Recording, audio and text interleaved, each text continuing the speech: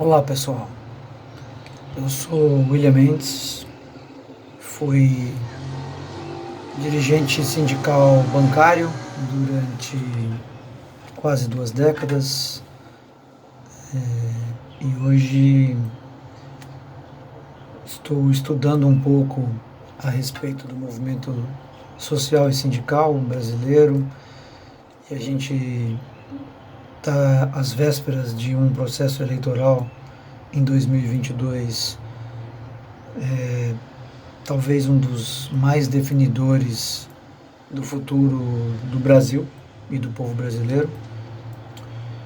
E queria comentar um pouco sobre uma ideia que eu tenho há quase 20 anos também, em relação a um tema que tem a ver com meios de produção, tem a ver com estágios do capitalismo.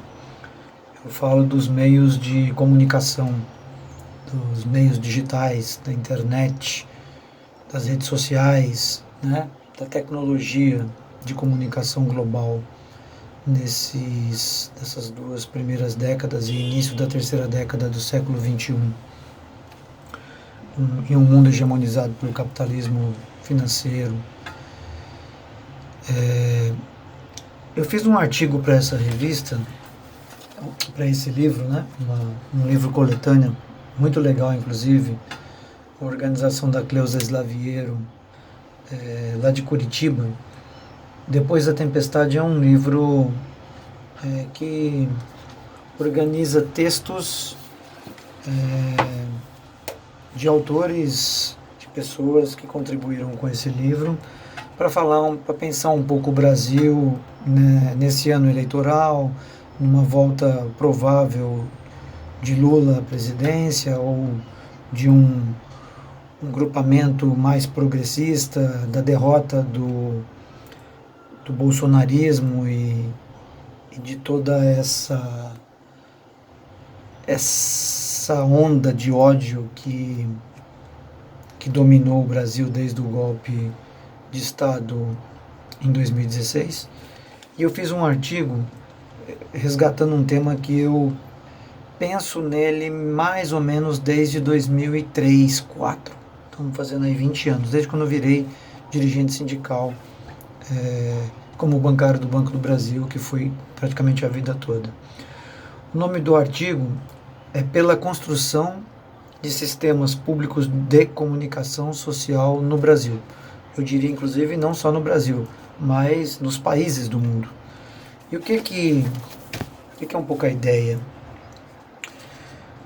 Hoje, a gente vive num mundo hegemonizado por poucas empresas globais, conglomerados, as Big Techs, que não só dominaram nos últimos 20, 25 anos, desde o final dos anos 90, início dos anos 2000, toda a tecnologia de comunicação do mundo, de meios de interligação global de informação. Então começou lá com a Microsoft, né? E depois, no início dos anos 2000, com a Apple, né? E depois, no início dos anos 2000, com o advento das redes sociais, primeiro o Orkut, depois o Orkut foi derrotado pela concorrente, que foi o Facebook, e depois vieram o YouTube, depois Twitter, né? Mais recentemente você tem o WhatsApp e Telegram, Instagram, essas redes, né? E se misturando um pouco a Amazon, né? Essas empresas de tecnologia. E o que nós vimos acontecer, muitos documentários falam sobre isso, né? Posso citar um premiado em 2021, O Dilema da Rede, que pega e entrevista pessoas que criaram os sistemas de algoritmos, os sistemas de subtela nesses aparelhos, né? E que são coisas viciantes que dominam desde um mega engenheiro, um cara que é um gênio ele não consegue ficar sem fazer isso aqui. Até a grande massa das pessoas com menos cultura, menos informação, com uma vida muito mais difícil de sobrevivência, etc., né? As grandes massas. E nós chegamos ao ponto em que você tem uma realidade muito clara hoje.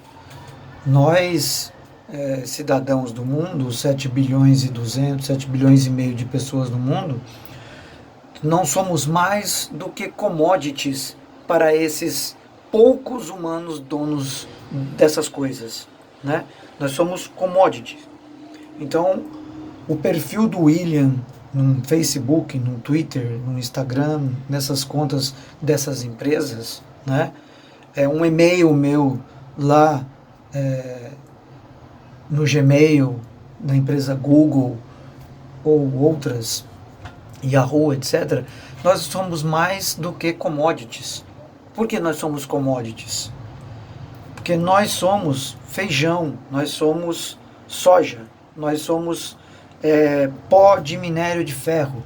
A gente só serve para que essas empresas usem nossos dados para fazer negócio, business, ganhar dinheiro, fazer propaganda, vender através de algoritmos, compradores perfeitos para os produtos de quem paga. Então nós somos commodities. Então não tem nada que é gratuito, é porque são bonzinhos, né?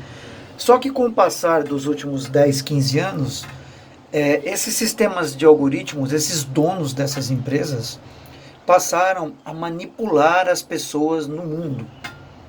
Ou seja, isso ficou mais claro depois, quando a gente começa a saber como funcionaram as chamadas primaveras árabes para destruir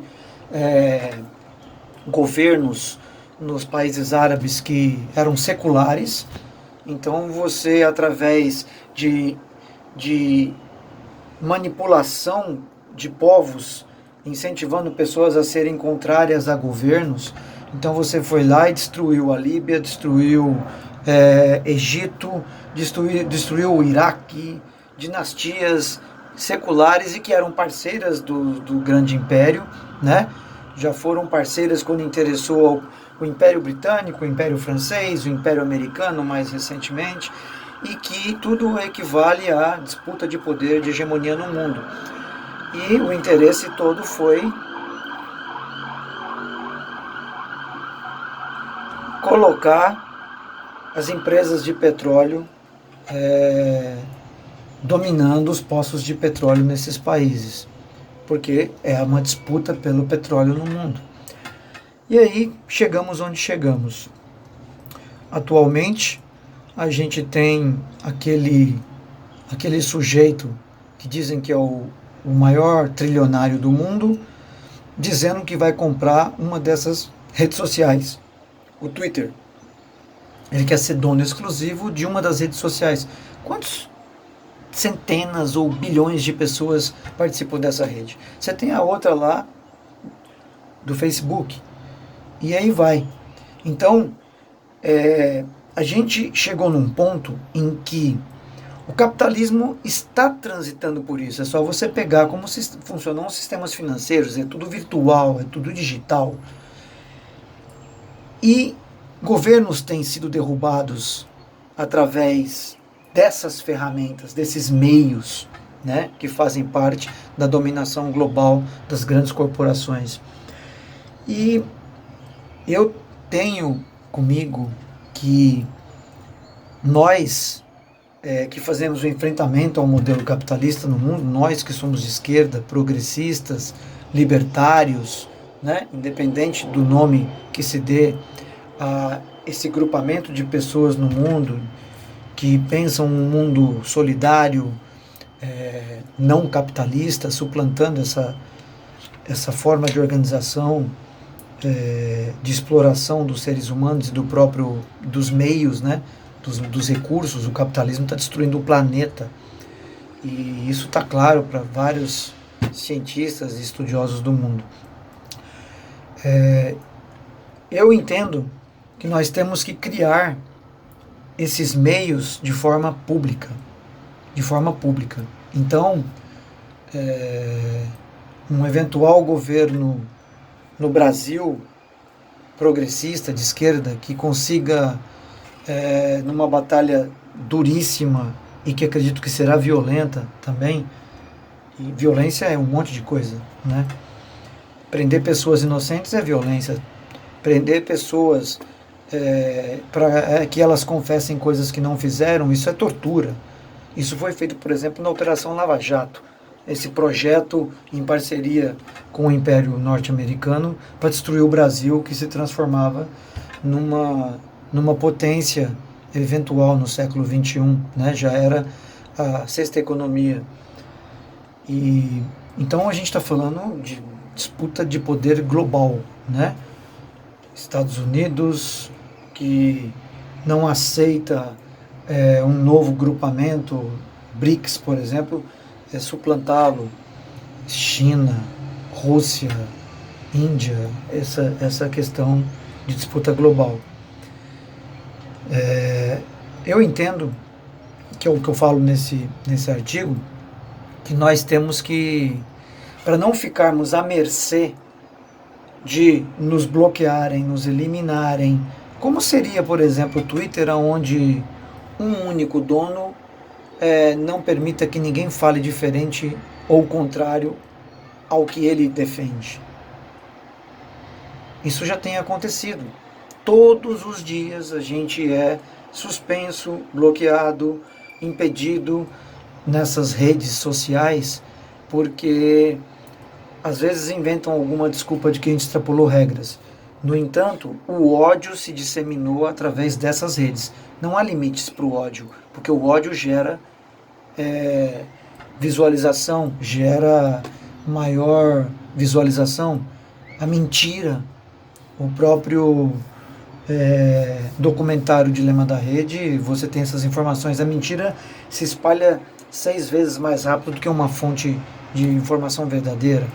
Então, nós temos que pensar em ter uma rede social pública que não seja de um dono e que tenha controle social, como debatíamos antes do golpe de 2016 no Brasil, né? Nós temos que ter contas tipo Facebook, Twitter, Instagram, Telegram, WhatsApp, que sejam públicas. E aí os liberais, os libertários, ou as pessoas que só usam e nunca pensam a respeito de como funciona a hegemonia no mundo, a grande massa, só vai falar ha, ha, ha. Os caras não conseguem nem melhorar o funcionamento virtual de uma Caixa Econômica Federal, do INSS, etc., de um site de governo. Ha, ha, ha. São pessoas que não têm a menor noção de como funcionam as coisas. Quando o governo quer utilizar aqueles meios públicos, aqueles instrumentos públicos, e ele tem foco em melhorar a vida das pessoas, nós tivemos durante os governos do PT o INSS funcionando de forma em que a pessoa se cadastrava, agendava e se aposentava em 5 dias úteis. Isso funcionou, né? Então, de onde vem esse mundo dos últimos 25 anos das redes mundiais sociais? A internet, de onde vem?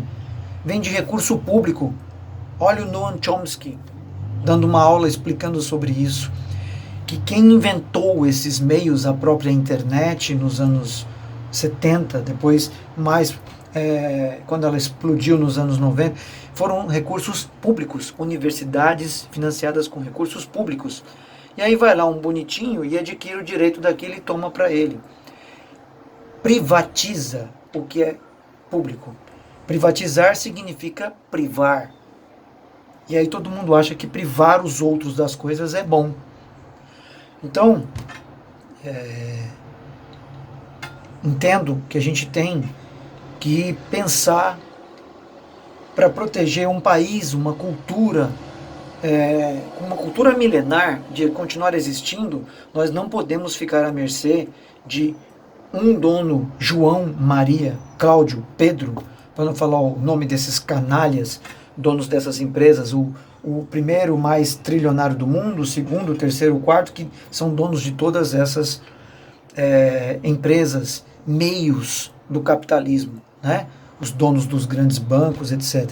Que o mundo hoje é digital, é virtual, né? Nós temos que criar esses meios em que estamos todos escravos deles, para que a gente possa voltar a sonhar com um mundo sem a hegemonia de uma empresa onde nos utilizam como commodities, nos manipulam. Vejam alguns dos documentários que existem já falando sobre como os algoritmos definem processos de consulta às sociedades, às democracias.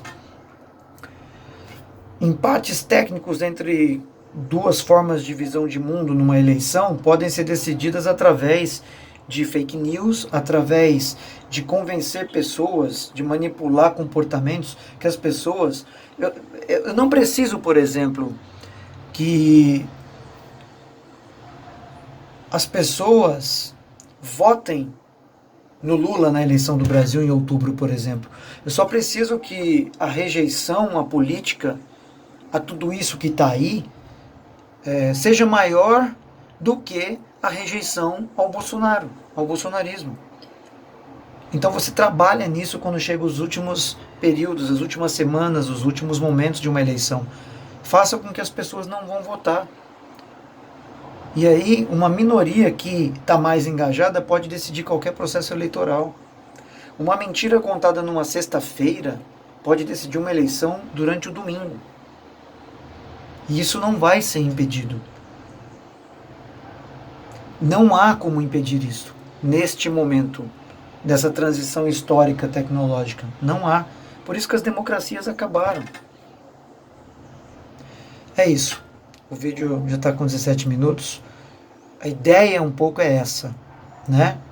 Nós temos que criar mecanismos públicos para não ficarmos na dependência dessas big techs, desses mundos digitais de um dono, que pode ser bonzinho, pode ser malzinho. Na verdade isso não existe, né? Pela construção de sistemas públicos de comunicação social no Brasil e nos países que querem se proteger contra esses donos do capitalismo no mundo nesse momento atual. Abraço, uma reflexão, uma contribuição que a gente dá sobre pensar o presente e o futuro de um mundo não à mercê da continuidade da destruição do planeta por meia dúzia de animais humanos neste momento de hegemonia capitalista no planeta Terra.